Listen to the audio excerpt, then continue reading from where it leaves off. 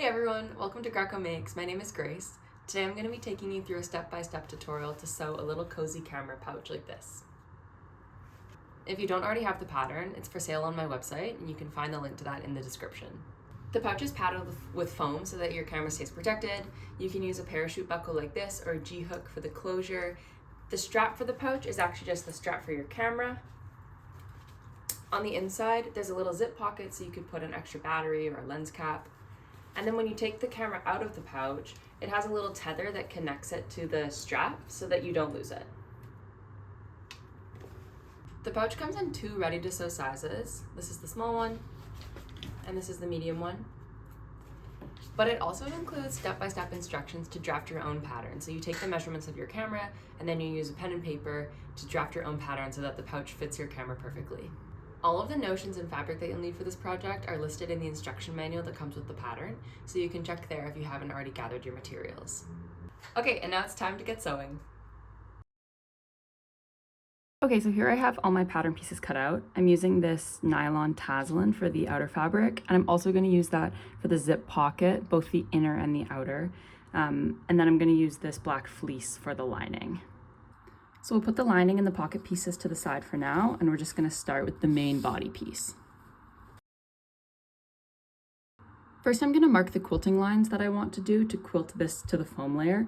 You can choose whatever lines you want. You could do horizontal lines, you could do flowers, you could do whatever you would like. I'm going to go with the simple option, and it is what's described in the instruction book. So I'm going to take the width of this piece and divide it by 6, and then I'm going to make vertical lines based on that spacing. The width of this piece here is 25.5 centimeters, so divided by 6, that gives me 4.25 centimeters. I'm going to divide that again by 2, so I get 2 and a little bit centimeters, and that's how close I'm going to start to one of the sides. So you can start on either end. I'm going to start from this side. I'm going to mark this line with my tracing wheel. You could also use chalk or a heat erasable pen. This will be visible, so you don't want to use something that is going to make a lasting mark.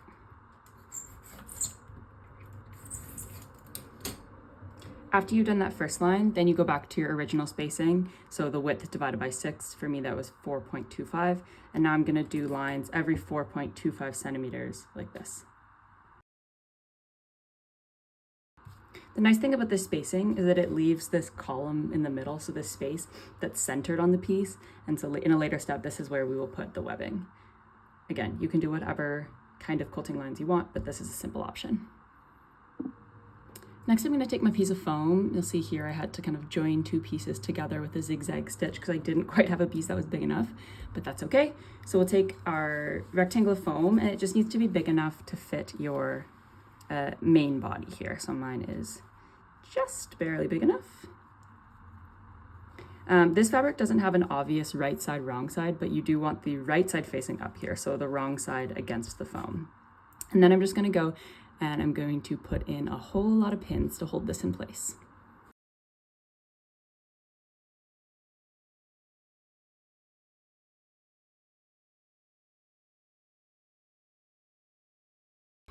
Okay, so now I have all the pins in. I'm just going to take this to my machine and sew down all of these lines. You want to use a slightly longer stitch length than normal here because of the thickness of the foam. So I'm going to use a 3.5 millimeter stitch length instead of the regular 2.5 that I would use to sew regular seams. Okay, so there are those quilting lines sewed, and then I also went around and sewed the entire exterior of this piece here to the foam, and that'll just hold the two layers together so that they're easier to work with in the future. The next thing to do is just cut away all the excess foam around the fabric.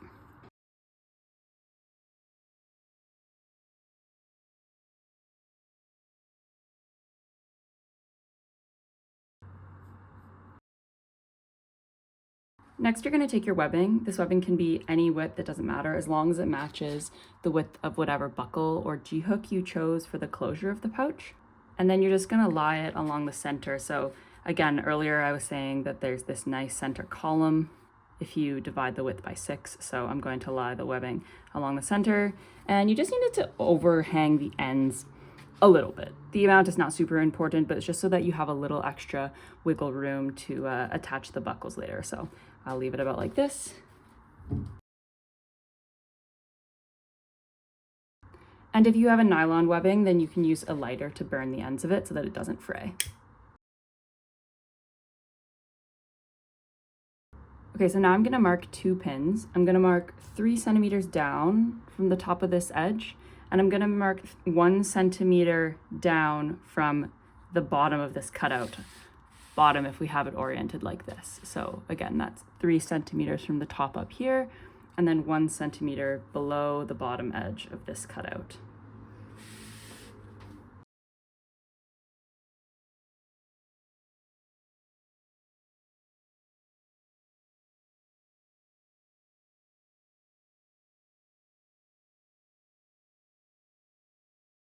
Now the instructions give 2 different options for sewing this webbing down.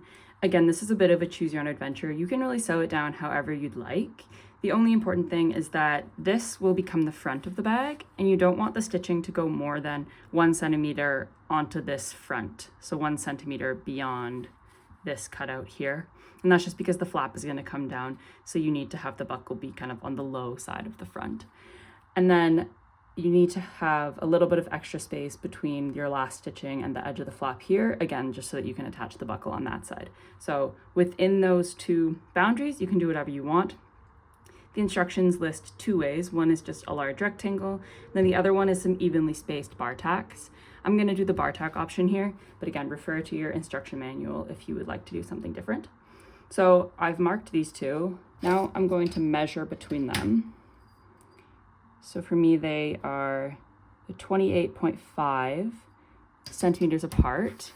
I'm going to divide that by 6, and that gives me 4.75. So 4.75 centimeters will be my bar tack spacing, and I'm going to go every 4.75 centimeters between these 2 pins. The important thing to remember is that I will sew a bar tack at this pin, but I will not sew a bar tack at this pin yet, and this one will be sewn when I attach the closure later. But I just have it marked now so that the bar tacks can be evenly spaced out and look nice once I attach the buckle at the end. So I'll go ahead and mark the position of the rest of the bar tacks.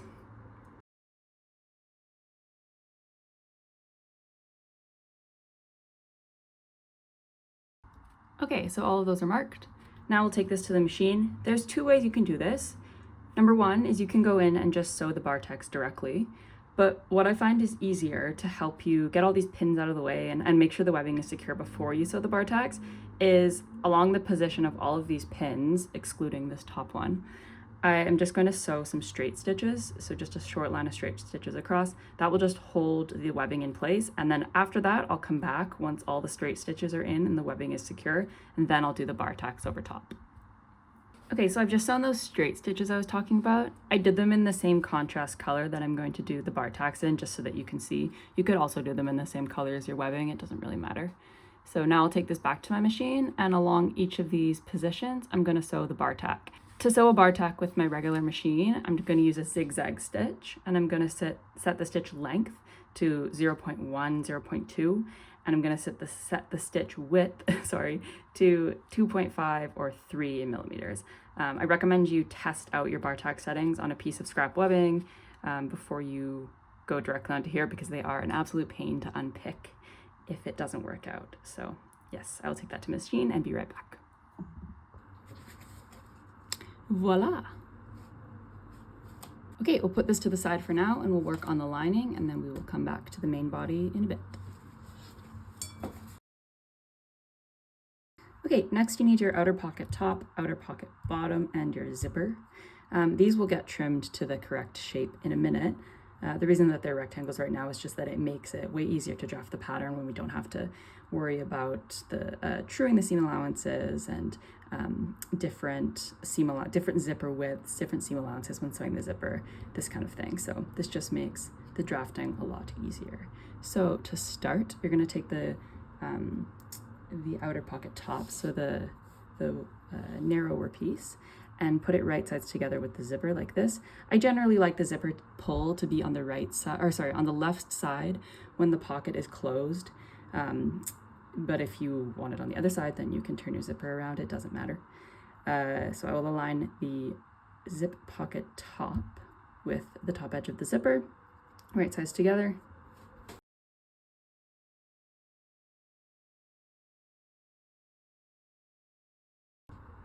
I'll take this to my machine and then I'll just sew along the zipper with a zipper foot. Your seam allowance here should be somewhere between 6 millimeters and 1 centimeter. So that's a 1/4 inch to 3/8 of an inch. It'll depend a little bit on the width of your zipper tape. It's not super important. Again, this is why we left these as rectangles so that we didn't have to worry too much about the seam allowance. So yeah, just use your zipper foot so that we can get nice and close to the zipper. Sew along here and we'll be right back.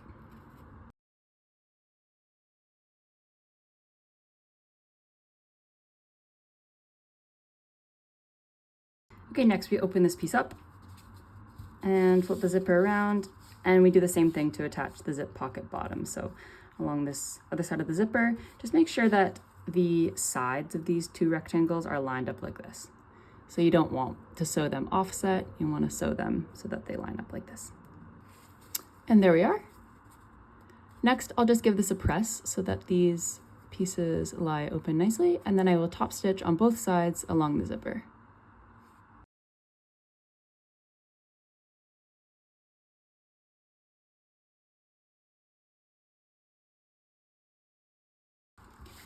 Next, you're going to take either the inner pocket pattern piece, the paper, or the inner pocket piece that you cut out in fabric. They should be the same shape, so it doesn't matter, just whichever one is easier for you.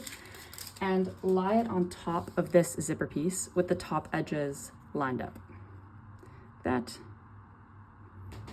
Next, you're going to take a marker, a pen, a pencil, some chalk, whatever you would like, and trace around the outside of the shape.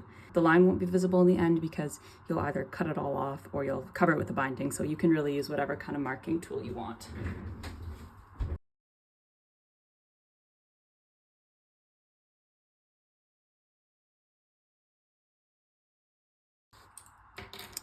And then you'll go ahead and just cut out this shape that you just marked. Before you cut though, make sure you move the zipper pull inside the shape. There we go, so we don't lose the zipper pull, and now you can cut around the outside.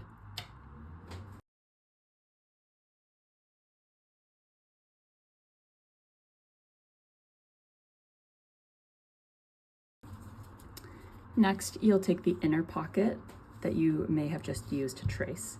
You'll put the two pieces together. So this is, again, this fabric doesn't have a good right side, wrong side, but you want the right side of the fabric facing up.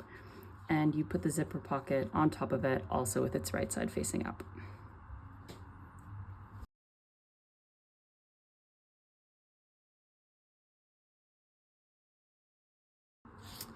I realized I forgot to trim my zipper pocket piece along the bottom.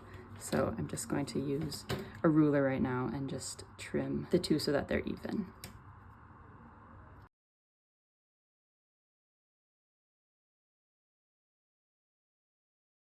Now I'll take this to my machine, and with a basting stitch, so just the longest stitch my machine will do, which is a 5 millimeter, I will sew around the whole piece to sew these two layers together.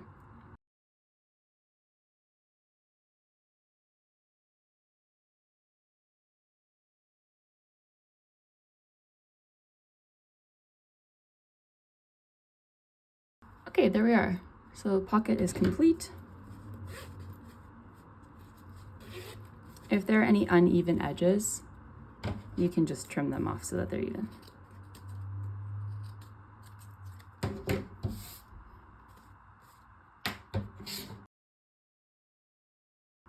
Okay, so now you'll need the lining body piece. And you're going to sew the straight edge up here to the bottom edge of the pocket, so with right sides together. If you followed the shortcut drafting method when you were drafting your pattern, the seam allowances won't line up perfectly at the edges. The lining body will be a little bit short, but it's not a big deal. Just make sure that they're lined up at the center, and then sew as normal, and we can trim away the unevenness after.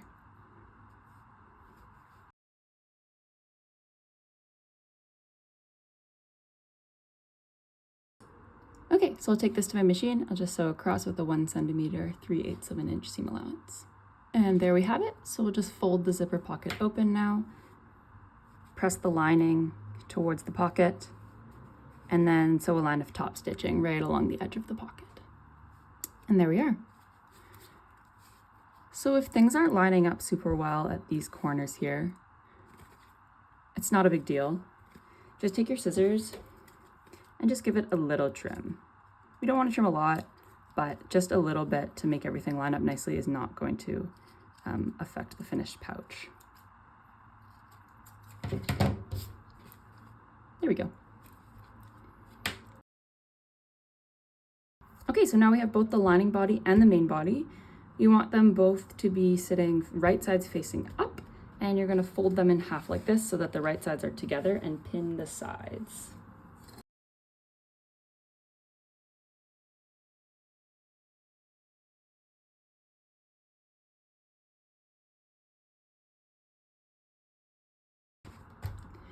Now I'll take both of these to our machine, and on each of these 4 sides, you'll just sew with the regular 1 centimeter, 3/8 of an inch seam allowance. There we go. And now we can trim these seam allowances to about half.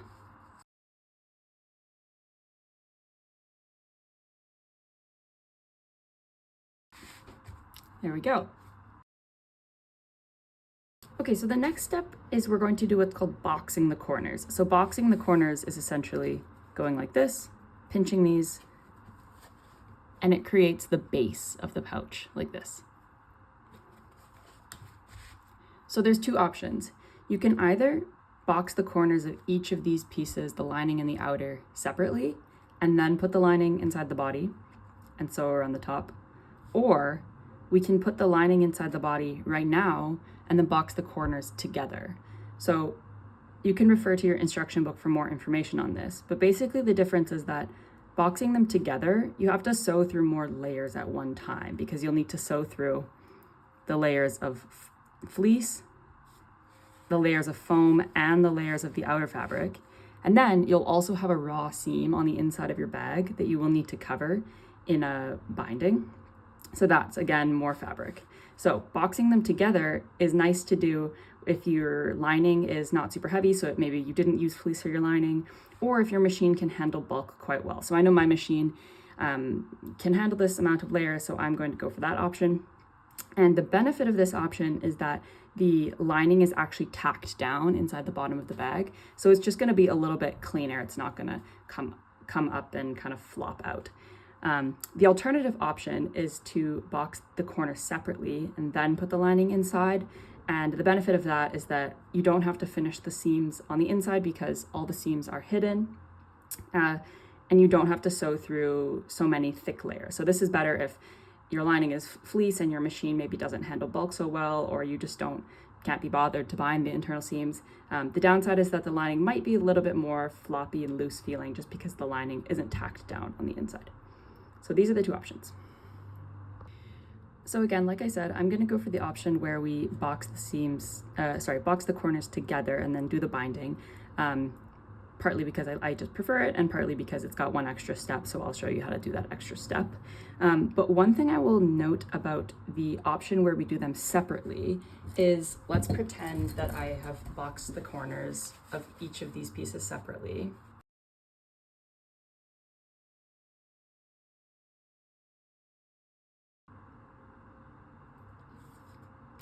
So there, pretend these are sewn and not just clipped. Now, one thing that you can do before you put the lining inside the body is that you can line them up with the bottoms like this, press the seam allowances together, and then just sew a line of stitching through the seam allowances. So you're basically tacking the seam allowances together at the bottom. So now the lining will be tacked into the bag. It's not quite as tight again as boxing the corners together, but it is maybe better than having the lining just loose in the bottom and then it can actually be pulled out. So that's an option. It's not necessary, but if you wanted to give that a try, you could do that. Okay, so we're gonna turn the lining body right side out, and then we're gonna put it around the main body. The lining body is a little bit smaller, so you will have to stretch it a bit. And the reason it's smaller is just because once the pouch is right side out, if they're the same size, then the lining feels like extra floppy and there's loose fabric in there. So we've made it a little bit smaller so that it sits a bit nicer inside. But for now, because it's on the outside, you'll have to stretch it a bit. So put the main body inside the lining, and we'll line up the side seams and we'll line up the cutouts.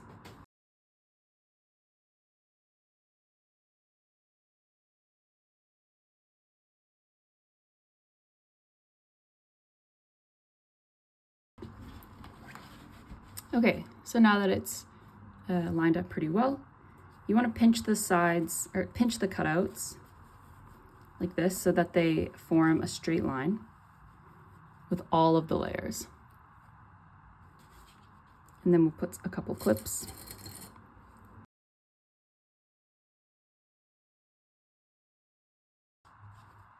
And we'll do the other side. So pulling the sides of the cutout flat.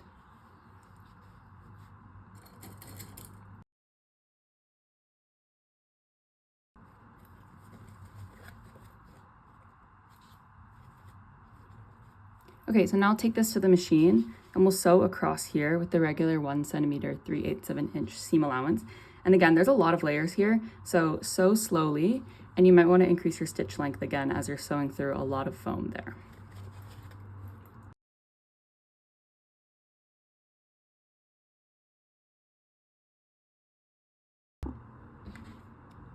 Okay, there we are. So now we've boxed the corners, and I'm just going to trim these seam allowances a little bit.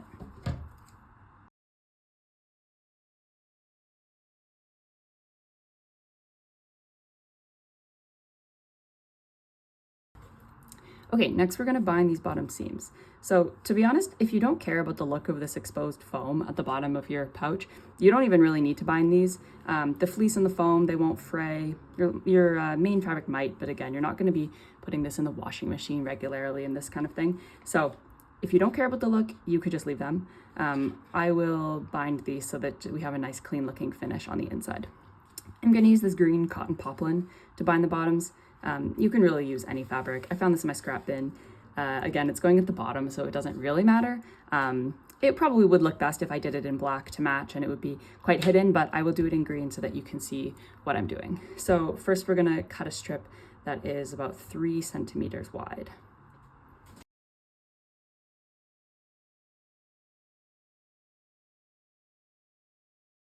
There we go.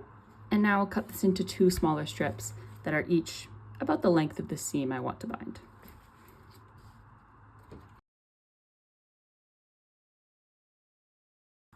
Oh, also I should note that it's not important that these strips are cut on the bias because we're not binding any curves. They don't need to stretch. These can just be any scrap you have in your bin or cut however you'd like. So I'm going to take this to my machine and I'm going to sew the binding onto the bottom of the seam like this. This should be the right side. Again, this fabric doesn't have a right side, wrong side, but if it did, this would be right side of the binding against the lining like this. And I will just sew it and follow the seam line that, follow the boxed corner seam line here. So there's the binding sewn on. I'll fold it out like this. Then you're going to fold the raw edge of the binding to meet the raw edge of the seam allowance and fold it one more time to cover the seam allowance.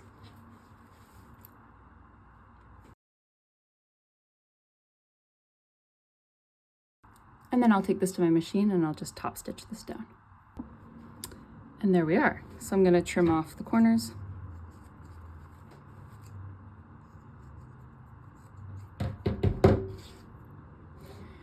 If you wanted the inside of your bag to be extremely clean, you could turn the ends, the short ends of the binding under so that you don't end up with these raw ends here. But again, this is going in the very bottom corners of the pouch. No one's ever going to see them. So for me, I decide that this is clean enough. Next, I'll finish the other binding and then I will be right back. Okay, there we go. So the next thing that we're going to do is we're going to line up the lining body and the main body around this whole top edge. So the lining body is a little bit smaller than the main body, so you'll have to stretch it a bit.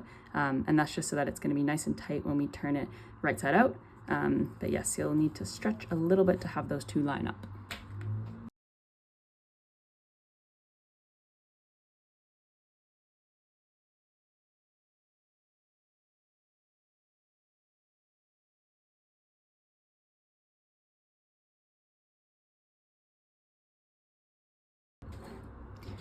Okay, there we go. So like I said, because the lining body is a little bit smaller, you can see it's kind of pulling at the main body, but that's exactly what we want. So now you'll take this to your machine and we're gonna sew the 2 layers together all around the top edge. You can use a basting stitch here, so just a long stitch length on your machine, and you're gonna be sewing really close to the edge, so less than 1 centimeter, 3/8 of an inch away, so that we're still within the seam allowance and the basting stitch will be hidden by the binding. Okay, so sewing around the curves of this, this top edge around the flap and such is the trickiest part of the construction of this bag, and we have to do it a couple times coming up. So right now to baste the layers together, and then in the next step to sew the binding. But hopefully these next couple tips will help you make that a bit easier. So there's 2 options for sewing. The first one is that you remove the accessory tray from your machine, exposing the free arm, and then you sew with the pouch around the end of the free arm. So as you go around the edge, you rotate the pouch. But this will only work if your bag is big enough and if your machine is small enough. So some combinations of pouch dimension and machine won't work for this. So in those cases, what you can do is you can sew instead onto whatever side of the bag is on the inside. So normally, if we go around the free arm, you're going to be sewing onto the side of the bag that's facing you. But the other way, we're going to sew onto the side of the bag that's actually currently on the inside. So like this, I would put the pouch here and sew onto the inside. So you need to fold the flap out of the way to do this. And then the same thing, you just rotate the bag as you go. This method is a little bit trickier, but it's not too bad as well. Really the main point, or the main tip I have for both of these methods is just that you need to sew slow and adjust often. So you sew a few stitches and then you adjust and make sure the pouch is in the optimal position. And then you sew another few stitches and then you adjust. So going like that, you will make your way slow and steady around the whole edge of the pouch. One more quick note for this method. I left the accessory tray off, but you don't need to remove it for this method, so you can put it back on if you're doing this. In this tutorial, I'll show you both options at different points, but for this step, I will show the free arm option. So I'll put the pouch around the end like this.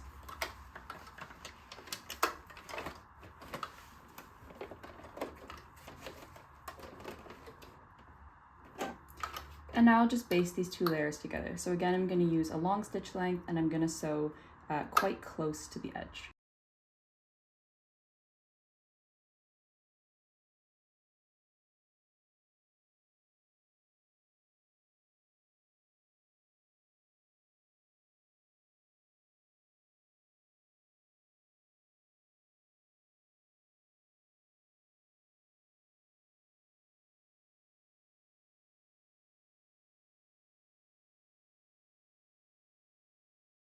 And there we go. Turn it right side out to see how everything is looking.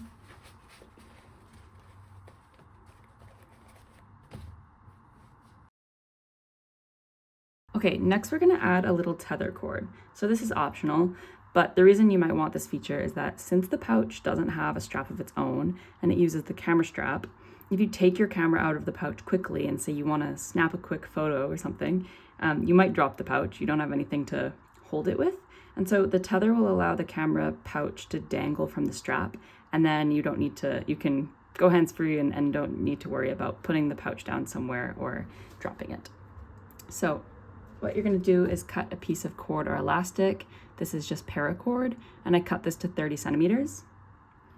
I'm gonna use a little clip like this. You could use some sort of clip, you could use a small carabiner. If you don't have any of these things, that's totally fine. Just cut your cord a little bit longer and then follow the instructions the same to attach the tether, and then you can just attach the tether to your camera strap directly, and I can show you how to do that at the end. So for the clip, I'm going to fold the cord in half, pass the loop through the bottom of the clip, and then pass the 2 free ends through the loop, and this is called a girth hitch. Now I'm going to sew the free ends of this little tether just in front of the side seam on one of the sides. The reason we're going just in front of the side seam is just that there's already a lot of bulk at that side seam with the seam allowances. So we'll go just in front, right here.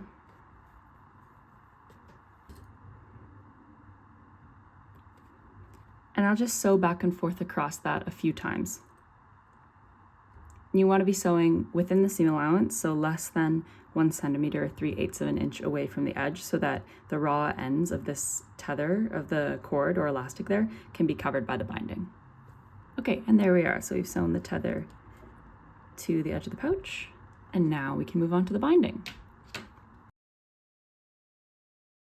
Okay, next up is the binding. So I cut this is just some scraps of light cotton, and I cut it on the bias since it's a non-stretch fabric, but since it's on the bias, you can see it has that little stretch that we need to be able to bind around the curves of our pouch specifically.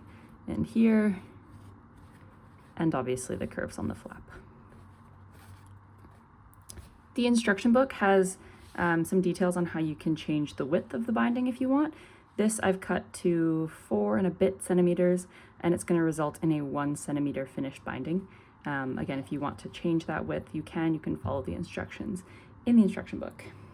So this binding is going to get sewn onto the lining side of the pouch, so the right side of the binding against the lining. Okay, so once again, just like when we basted the main body and lining body together, there's 2 ways that you can sew this binding on. The easiest way is going to be if your pouch fits around the free arm of your machine, like this. So you want the lining side facing out, and then you just take your binding, and with the right side down, so right side against the lining, you just line it up like this. And we will start sewing. Importantly, you want to leave a little free tail. So if I start sewing about here, I want to leave this little free tail, and that will let us have a clean finish when we come back around to the other side. So that's one option.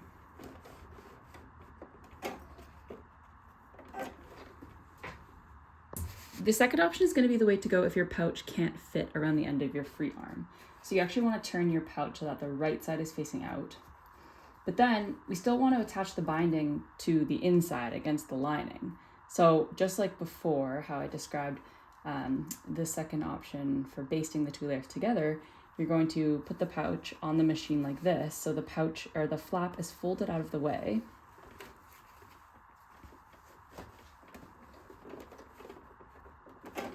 But you're still sewing onto the inside. So with the binding, that would look like this. You take the right side of the binding against the lining.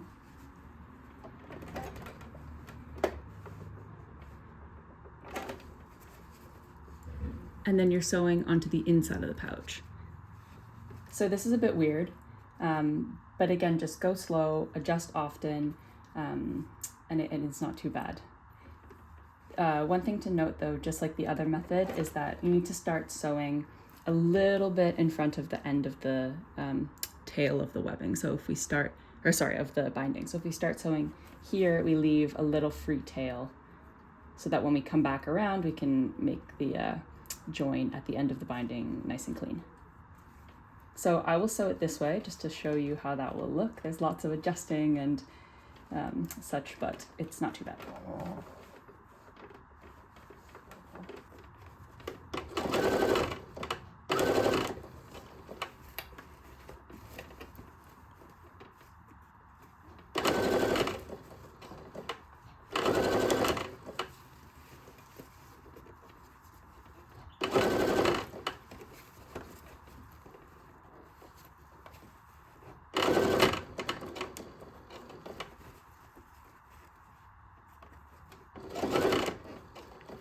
So regardless of which way you're sewing, if you're sewing onto the inside of the bag or you have the bag around the free arm, when you go around the curve, so at the base of the flap and then the top corners of the flap, you want to stretch the binding just slightly.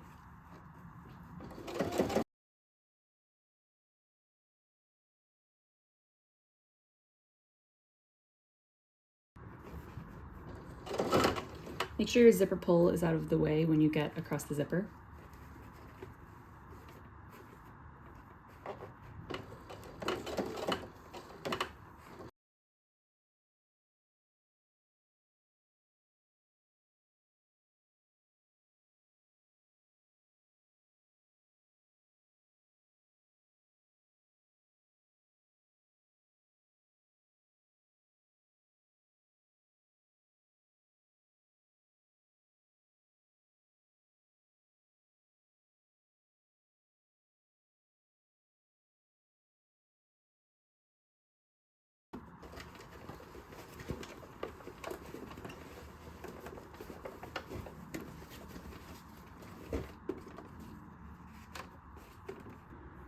Okay, so when you get back all the way around, almost where you started, here's that little tail we left at the start.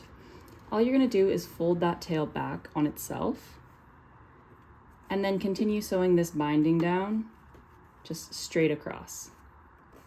And you basically just want to sew until you've sewn down this whole little tail flap.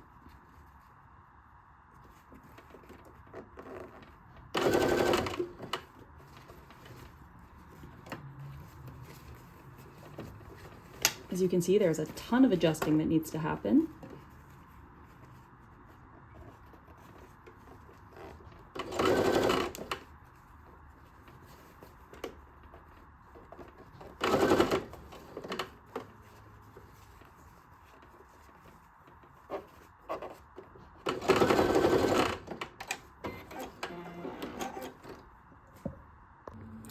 Okay, so there's the binding all sewn on. Still have this long tail, and you can just cut it at the end of your stitches.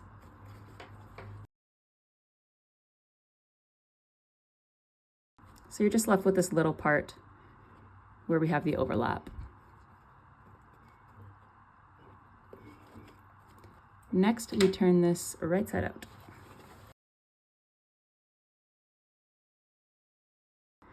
Okay, so now you're gonna work your way around the binding. You're just gonna fold the raw edge of the binding to meet the raw edge of the bag, and then double fold again, and you want to cover that stitch line from the last step.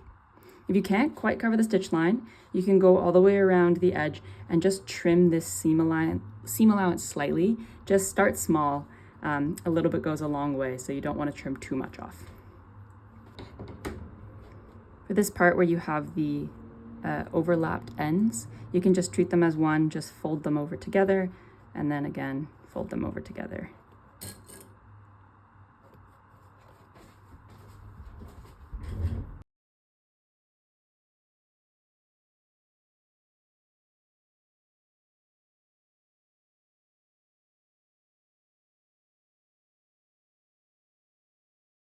So here I'm having trouble folding it over and covering the seam line because I have these ends of the cord from the tether poking out. So I'll just come with my scissors and just trim those down a bit.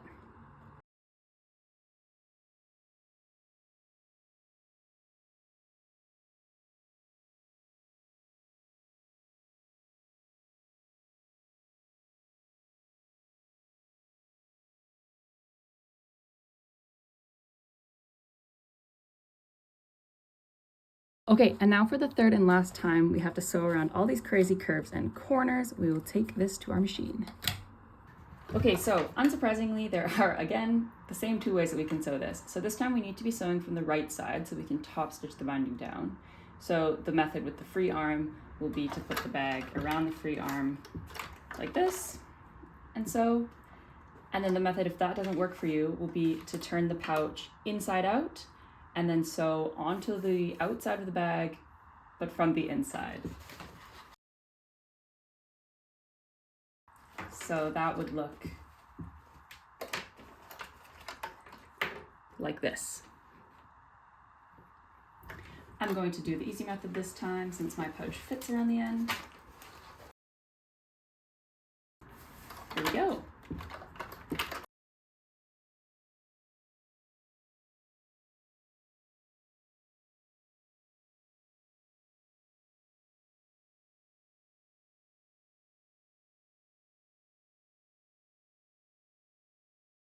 Okay, there we have it. So the binding is done.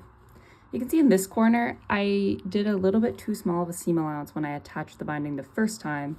So then the seam, or the binding gets a bit too wide on the outside and you can see the stitching. If that bothers you, you can unpick it. I'm not going to bother this time. But yeah, that's maybe something to watch out for, is to make sure that around the corners, the first time you touch the binding, you are sticking to the 1 centimeter, 3/8 of an inch seam allowance. And here's our little tether. So the ends are tucked in all nice into the binding there. Okay, the very last step is to just attach the buckle. So I'm going to attach the adjustable side. So that's, I know it's this side because it has 2 slots for the webbing, whereas this one only has 1. So I'm going to attach that to the body of the pouch. So I feed up through the buckle and then back down. And then with this end, you can just turn it under once or twice, whatever you prefer. You can sew across that with a straight stitch, a zigzag, or a bar tack that matches your other bar tacks, which is probably what I will do. And you can decide how long you want this. So if you don't want that much kind of adjustable end, you can also trim it. And then the other side of the buckle will go on the flap. So first I'm going to feed it through the quote unquote wrong way, so from the bottom, just so that I can gauge how long I need this end to be. So I'm going to position it so that the buckle is about halfway across the edge of the flap and see how that goes. So I'll put a clip there and then I will just test this out.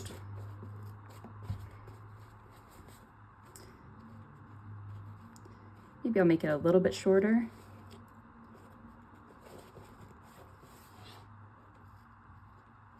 Something like that.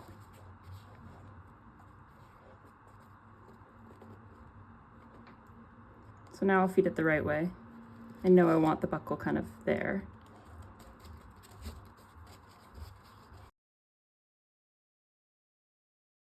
And test one more time.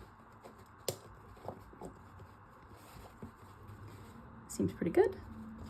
And then again with this end, you can fold it under once or twice. I think this one I will just leave fold it under once, and I might even just trim it afterwards. So I'm going to sew a matching bar tack to these ones. And if you remember, when we sewed the bar tacks, we calculated where the last bar tack would go, and it was about 3 centimeters from the top edge. So I'll take my ruler and I'll just measure where that should be. So I know I want the bar tack to be about there. You can be more precise than that if you want, but this is good enough for my purposes. So I will sew a bar tack across there to match these ones, and then I will trim the webbing on the bottom afterwards. Okay, so I sewed a matching bar tack on both ends. Here's the adjustable end. Here's the other end. In this end, I still have this free bit of webbing here, so I'm just going to trim that. And since this is a nylon webbing, I'm also just going to burn it with the lighter so it doesn't fray.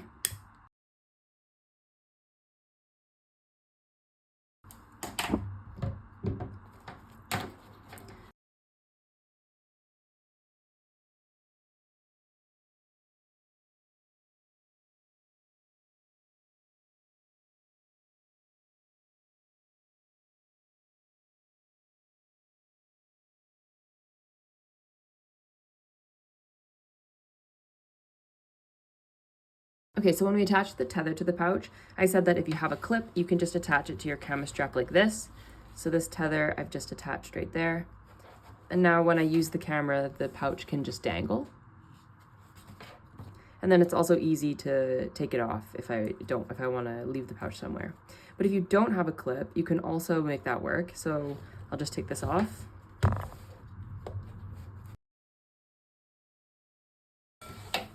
And show you how I would attach this one. So this tether doesn't have a clip on the end. And what we can do is, this is called a girth hitch. So you take the loop, pass it around your camera strap, and then you'll just take the entire bag and or the entire pouch, sorry, and pass it through the loop.